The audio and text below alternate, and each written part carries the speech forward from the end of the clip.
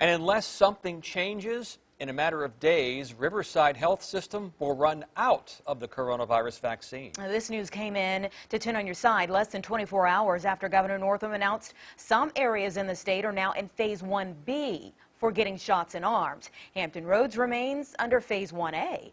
10 on your side's Regina Mobley talked to Riverside about this serious issue. Regina? Well, Tom and Anita, the region rejoiced yesterday when Governor Northam in a live news conference announced Virginians 65 and older and anyone with comorbidities such as high blood pressure and diabetes can now get in line for that shot in the arm depending on your health district. There's one problem. A major health system in Hampton Roads is about to run out of the vaccine. A new year, a new president, and a new announcement from the governor that you may qualify for a coronavirus vaccine if you are 65 and older and you have a condition such as diabetes. If your health district is already there, that's now. But everyone in Virginia will be there by the end of the month. We know in many communities that can be people as young as 30 years old, correct? That's correct. That's right. Exactly. It's certainly worse if you have, the older you get, but the fact is that all people who have comorbidities, particularly diabetes, are at risk. There's no question. But there's a big question on where new vaccines will come from.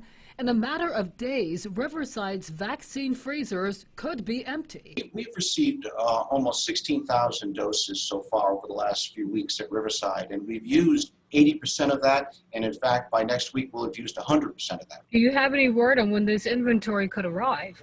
No, not yet. Riverside has 700 providers who are poised to inoculate hundreds of thousands of people who would qualify under Phase 1B.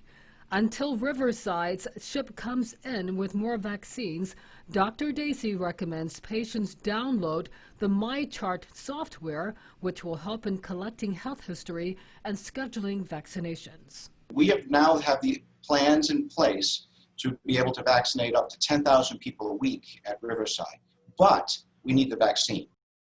Riverside and the state health department are still working on plans for mass vaccinations. Until then, Dr. Dacey is calling on residents to put pressure on the state to release vaccines for people on the peninsula. He's also hopeful the federal government will soon do a better job in coordinating with the states. Regina Mobley, 10 on your side.